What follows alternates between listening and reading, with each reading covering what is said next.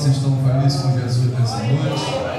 Os que podem, por gentileza, abrir a sua Bíblia no Evangelho de São Marcos, capítulo de número 5, versículo de número 19 e versículo 20. Apenas estes dois versículos. Marcos, capítulo 5, versículo 19 e versículo de número 20. Enquanto você encontra esse texto sagrado, quero externar meus agradecimentos ao Senhor por sua misericórdia e me franquear mais uma oportunidade. Marcos capítulo 5, versículo 19 e versículo 20. Quero agradecer a Deus pela vida do meu pastor Luiz. Obrigado, meu amigo Ibrahim e toda a equipe de missão, os obreiros aqui presentes. Para mim é sempre uma alegria vir congregar com os irmãos aqui na congregação Belém Cantora. Que Deus abençoe cada um dos irmãos. Assim diz a poderosa palavra do Senhor. Jesus, porém, não o permitiu, mas ordenou-lhe: vai para a tua casa, para os teus, anuncia-lhes tudo o que o Senhor te fez e como teve compaixão de ti. Então ele foi, começou a proclamar em Decápolis tudo o que Jesus lhe fizera, e todos se admiravam. Tome o seu assento, glorificando o nome de Jesus. Enquanto o culto acontecia, Deus me fez lembrar os nossos dias no passado, o quão misericordioso é o Senhor. Me lembro, irmãos, que aceitei Jesus com 13 anos de idade, e nos meus 13 anos de idade, buscando a Deus, Deus teve misericórdia de mim, me batizou com o Espírito Santo, ainda na minha pré-adolescência. E na minha pré-adolescência Deus me fez uma promessa. Aliás, Ele me deu uma ordem. Ele disse: pregue a minha palavra. Não vou entrar nos detalhes, só recapitulando. Quero que você entre nesse momento fazendo uma retrospectiva. Nós estamos chegando perto do final do ano. Lembre das promessas que Deus lhe fez. Lembre da aliança que você fez com o Senhor em outros tempos que parecem remotos, mas no arquivo da sua lembrança, da sua memória, você vai conseguir lembrar daquele dia especial que você teve um encontro fidedigno, um encontro verdadeiro com Jesus. Aleluia. Ali começou a nossa história com Ele. Todos nós temos o começo, o meio e o fim. E hoje a palavra que Deus colocou no meu coração, irmãos, é um tema sugestivo pelo fato do culto hoje ser um culto de missões. O tema é missões. Onde começar? Por onde começar a missão? Por onde começar missão? Faça essa indagação, começa a perguntar para você. Se é um culto missionário, vamos nos conscientizar com relação à missão. Por onde eu tenho que começar meu trabalho missionário? A Bíblia nos ensina passo a passo de tudo que nós vamos fazer. Quer conhecer uma pessoa? A Bíblia diz que a boca fala daquilo que o coração está cheio. Observe, veja o que a pessoa fala, que você vai conseguir identificar o que é que ela é. Pelos frutos se conhece a árvore.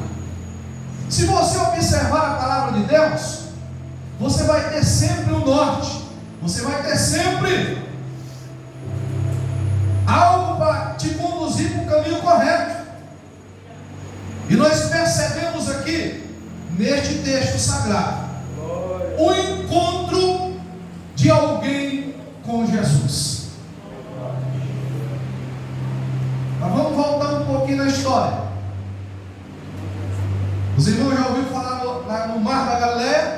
Quantos já ouviu falar no Mar da Galileia? Amém?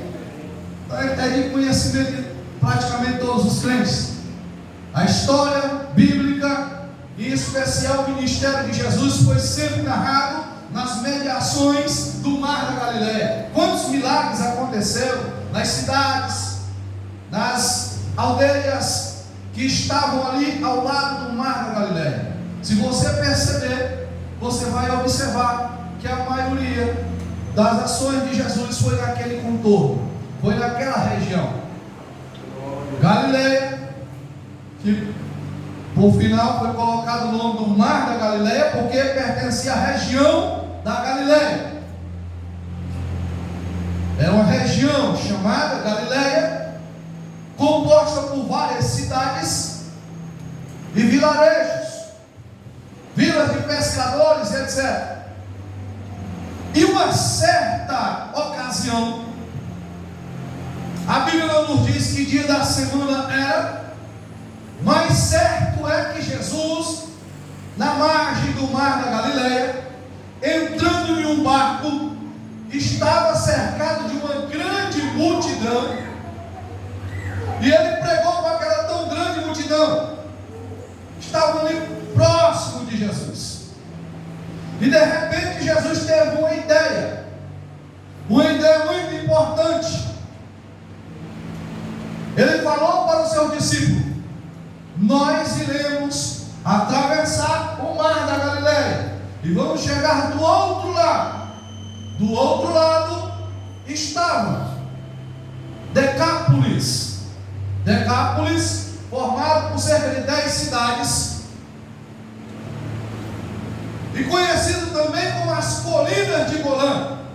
Do outro lado do Mar da Galileia, do lado de cá onde Jesus operava, estava sempre cercado de uma grande multidão. É um povo, aqueles que eram já cristãos, que seguiam a Jesus, ou os judeus, que tinham também Deus como seu Senhor.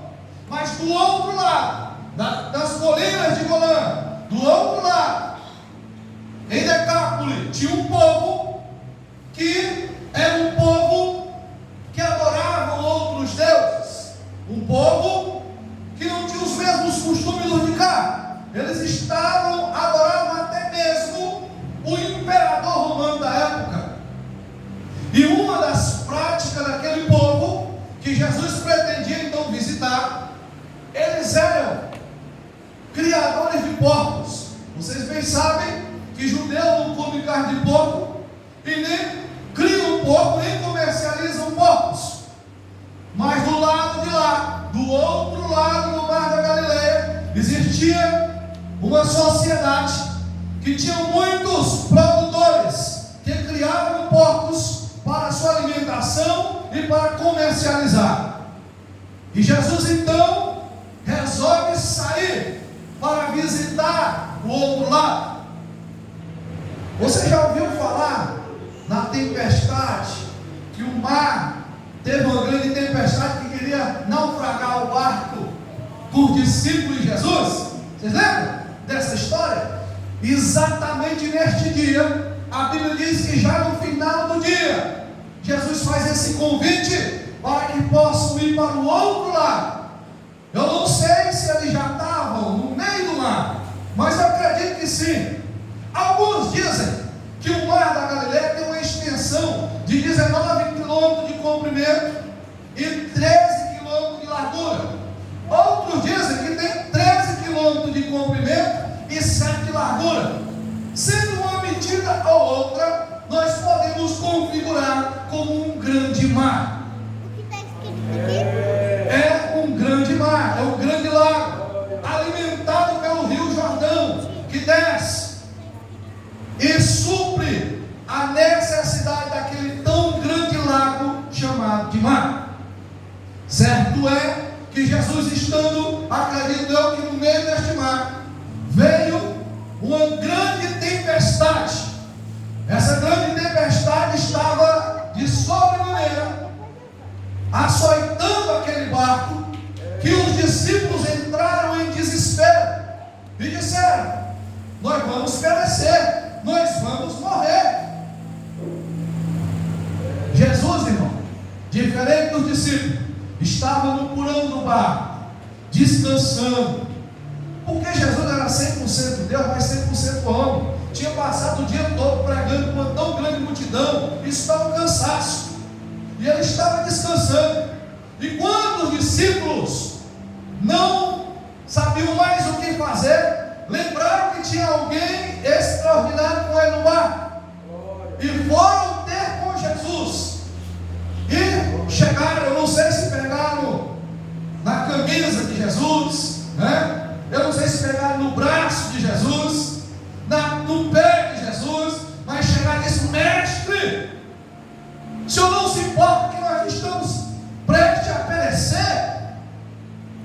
O que vai acontecer com nós? Nós estamos indo a pique, a água está submergindo o barco. Jesus se levanta. A primeira palavra que Jesus fala para aqueles homens é: homens de pequena fé. Em muita situação assim nós estamos. Quando vem os embaraços, quando vem as dificuldades, que você olha para um lado, olha para o outro, parece que não tem solução. Aí você lembra, tem um Deus. E você chega para Deus e diz: Senhor, parece que o Senhor não me está vendo. O Senhor parece que não está compreendendo o que eu estou passando. Você já passou por isso? Você orar e falar: parece que Deus não está me escutando. E o desespero invade a nossa alma.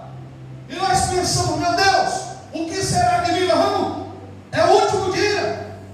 Vou morrer. Vou fechar as portas. É o meu fim. Acabou o meu casamento, não tem mais solução.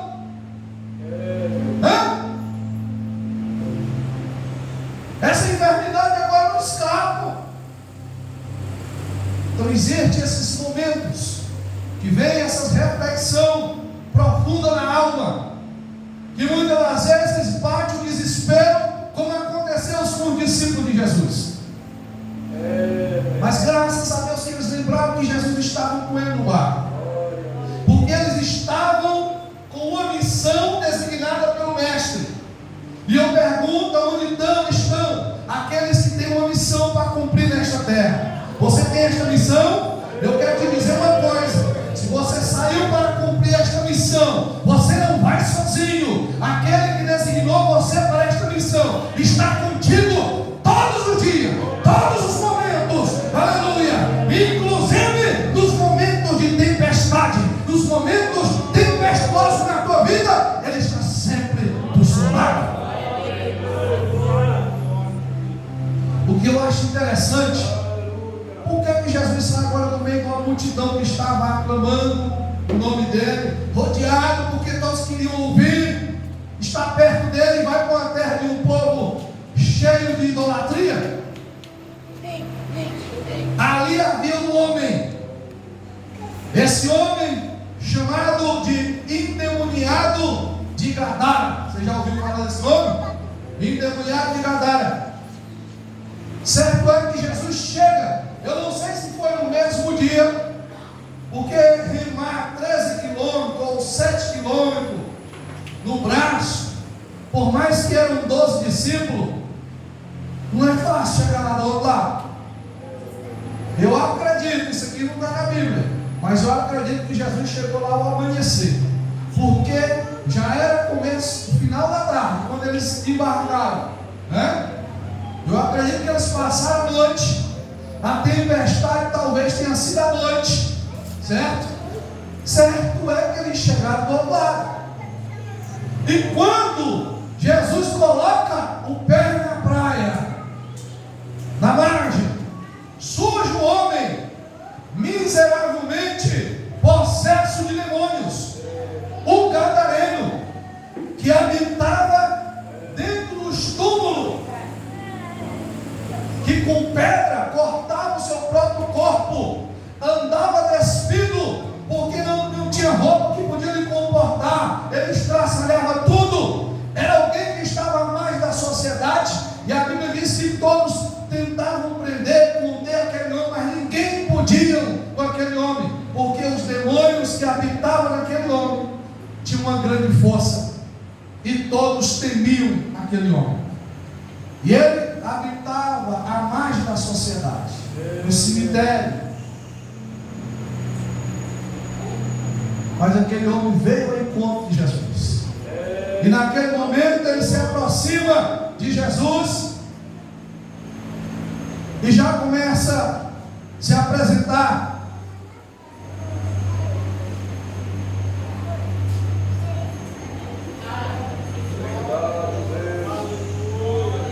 Quando de longe viu Jesus, correu e o adorou. Imagina, o endemoniado chega e adora Jesus. O adorou. Mas Jesus naquela hora repreende os demônios que estavam sobre aquele homem. Ao repreender, aqui começa uma coisa muito interessante que eu quero que você observe. Jesus disse, perguntou quem é que estava ali nele, né? E ele disse, os demônios disseram, tinha um porta-voz dentro dele, disse assim, nós somos legiões, que quer dizer uma legião, pelo menos 2.000 espíritos malignos, pelo menos 2.000 espíritos malignos. E para a gente compreender isso, como eu falei para os irmãos, lá criavam porcos. Naquele momento os demônios fazem um pedido para Jesus, e o pedido que eles fizeram foi o seguinte: não nos deixe sair aqui dessa região, aqui é um lugar muito bom, não nos deixe sair daqui, aqui o povo é hospedeiro de demônio, deixa nós por aqui. O interessante é que Jesus, sabe o que Jesus fez? Disse, então tá bom, pode ficar. Ele disse, então permita-nos que nós vamos, e nós vamos entrar naquela manada de porcos ali. E assim aconteceu, e a Bíblia diz que eles entraram naqueles porcos, e os porcos se precipitaram no mar, ou seja, no mar da Galileia, e morreram. E agora aquele homem que era um endemoniado, a Bíblia diz que é um homem limpo, eu acredito que tomou um banho, né? Vestiu roupas limpas, estava conversando com Jesus e seu discípulo, e de repente os cuidadores daqueles porcos viram o que aconteceu, viram um homem sã, que há anos estava perturbado por demônio, e a situação dos porcos mortos. E naquela hora eles saíram correndo. Gadara não era uma cidade que estava à margem do Mar da Galileia, cerca de 8 quilômetros do Mar da Galileia. Eu acredito que Jesus passou o dia com aquele homem, porque 8 quilômetros não se anda assim com piscar de olho. Eles saíram dali e foram até a cidade, anunciar aos donos dos porcos o que havia acontecido. Chegaram lá e disseram, olha, não tinha aquele endemoniado que andava há muito tempo aprisionado, morando em sepulcro? Sim, está liberto, saiu os demônios deles. Mas só que aconteceu uma coisa muito terrível. O que foi? Os demônios saíram dele, mas pegou os porcos, e os porcos todos morreram. Aqueles homens se levantaram indignados, poderiam ter se levantado felizes por ter visto uma pessoa liberta. No entanto, se levantaram indignados e foram até Jesus. E ao chegar até Jesus, eles não ficaram alegres pela libertação do endemoniado, mas eles ficaram muito raivosos, irados contra Jesus, e lhe fizeram um pedido: Jesus, volta lá para o outro lado da Galileia, deixa a nossa terra, vai-te daqui, porque tu não é bem-vindo no nosso meio. Sabe o que Jesus fez, irmãos? Jesus naquela hora atende o pedido daquele povo, dos donos dos porcos, e disse: se vocês estão pedindo, eu estou me retirando, eu e o meu discípulo vamos retornar lá para a região da Galileia, e vou deixar vocês aqui. Sabe o que acontece? Aquele povo estava apegado às coisas materiais, não se importava com o valor de alma, coisa nenhuma, estavam apegados a coisas materiais. Mas Jesus prova o contrário. Jesus deixa uma grande multidão do lado da Galileia e vai em busca de uma ovelha que estava perdida lá do outro lado. Aleluia. Quando você se levanta para fazer a missão, pode ter certeza que no meio do caminho vai se levantar a tempestade, vai se levantar o vendaval, mas tenha consciência que Jesus, aquele que te alistou para este propósito, vai estar contigo e vai acalmar a tempestade e vai fazer você chegar no objetivo que Ele determinou. Louvado seja o nome de Jesus. Jesus então, irmão, acata o pedido daqueles criadores de porcos e embarca novamente. Na hora que Jesus entra no barco com seu discípulo, aquele homem agora liberto, o antes endemoniado, agora um homem liberto, de sã consciência, faz um pedido especial para Jesus. Ele diz: Jesus, já que tu não é bem-vindo aqui nesta terra, que o Senhor já está se retirando daqui, deixa eu ir contigo. Deixa eu ir contigo, mas os discípulos, eu quero te seguir, eu quero ir lá para a região da Galileia, para cultuar junto contigo, para andar e ver o Senhor fazer milagres e proezas. E naquela hora, depois desse pedido, Jesus dá uma resposta interessante, porque Jesus já tinha respondido, dado positivo, quando os demônios pediram para ficar na região, Jesus disse: pode ficar. Os donos dos porcos chegaram e pediram para Jesus se retirar. Jesus disse: eu vou me retirar. Atendeu o pedido dos demônios e dos donos do porco. Agora aquele homem liberto chega para Jesus e faz aquele pedido especial para ir junto com ele. Jesus disse: sabe o que, irmão? Não, você não vai comigo, não. Você vai ficar aqui. Você vai ficar aqui. Como que é o tema da mensagem, irmão? Missões por onde começar. Hã? Você vai ficar aqui. Mas Jesus, agora que eu te conheci, agora que eu estou liberto, eu queria ir tanto contigo.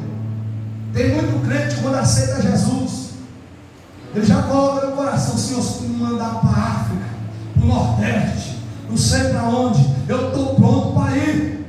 Eu estou pronto para ir fazer tudo que o Senhor me designar. Eu quero ir. Quando você já orava, eu disse: eu quero ir. Senhor, se tu quiser me enviar para a África, eu estou pronto. Novo convertido, irmão. Sabe o que Jesus disse? Não atendeu o pedido daquele novo convertido. Disse: agora vou te falar o que tu tem que fazer. Entendeu? Agora vou te dizer o que você tem que fazer. E olha o que ele disse. Jesus, porém, não lhe permitiu, mas ordenou-lhe: vai para a tua casa, para os teus, e anuncia tudo o que o Senhor te fez e como teve compaixão de ti. Agora eu quero te responder: missões por onde começar? Na tua casa. É lá na sua casa. Tem muita gente que está querendo pregar em igreja, pregar em praça pública. Tem gente que quer cantar na igreja, quer cantar em praça pública, em congresso e tal e etc. Mas esquece da sua casa.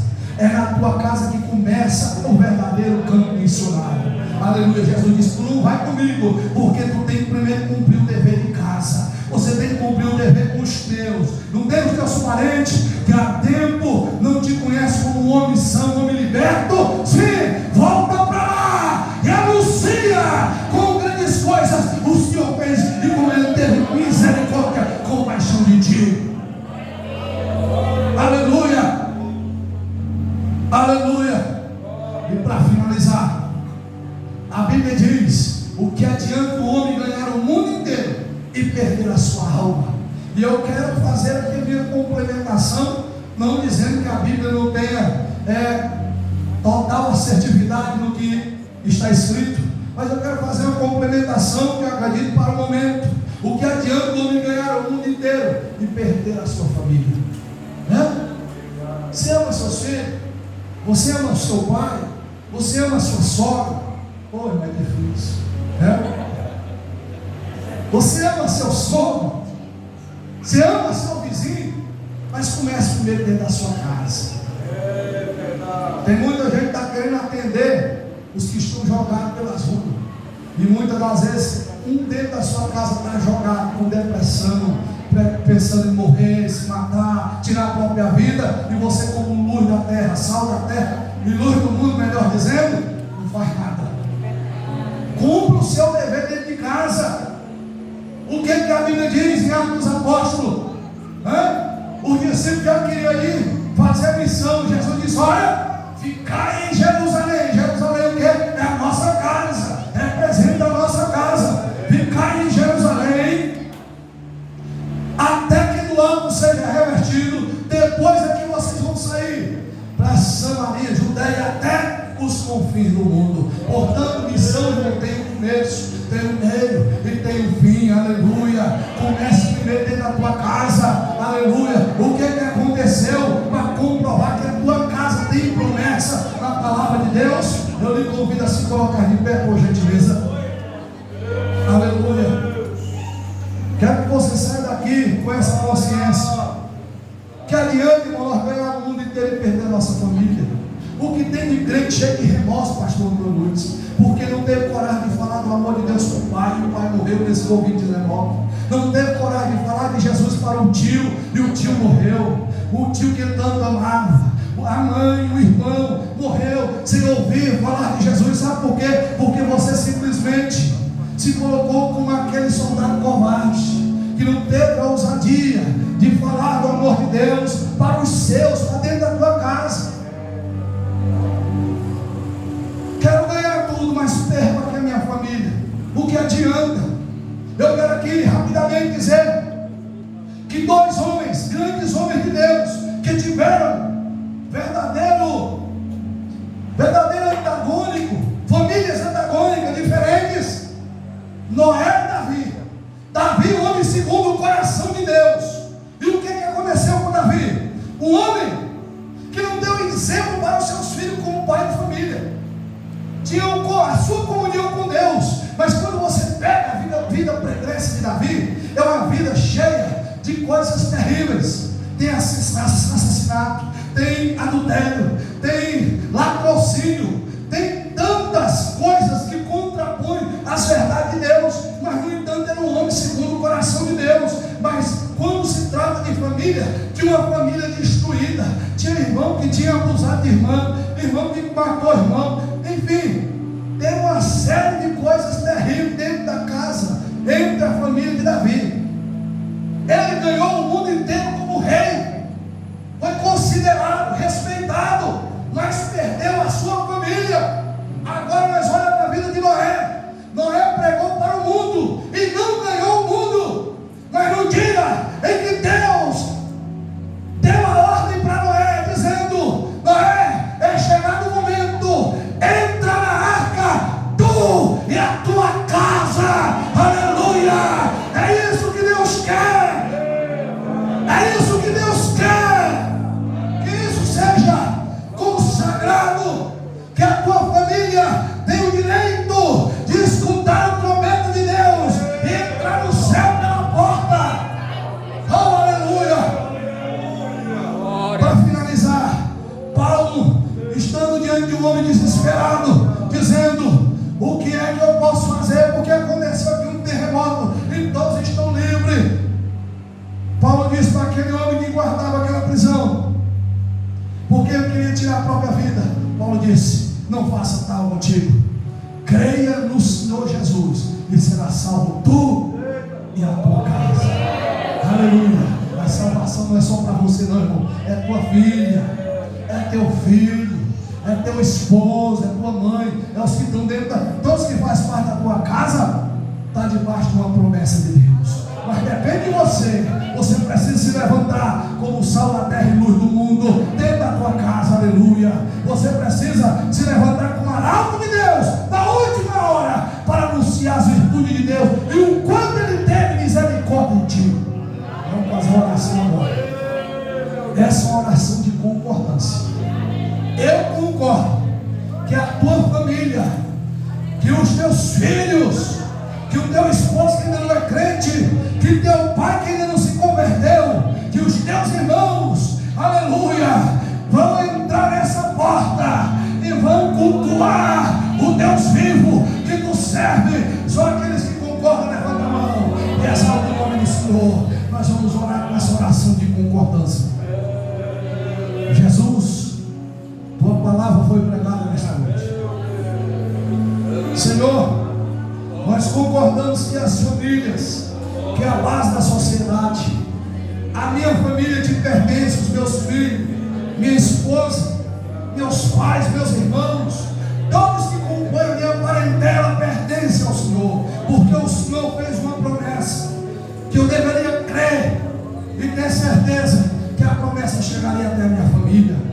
Da mesma sorte, Senhor, nesta noite, como ministrante da tua palavra, eu concordo com a vitória da família, da irmã do centro de oração do obreiro, deste jovem, deste adolescente que representa uma família. Aonde houver um homem de Deus, uma mulher de Deus, que se entregou para ti, ó Senhor, que faça-se cumprir esta promessa, que eles sejam alcançados, os demais familiares possam ser alcançados, impactados com o poder da tua palavra, e que teu sangue limpador, purificador, os limpe de todo o pecado e os faça como herdeiro de Cristo, como membros segundo o corpo misto de Cristo. Pai, em nome de Jesus, a congregação Belém concorda com a vitória de cada família aqui, e que cada família é um campo missionário para a glória do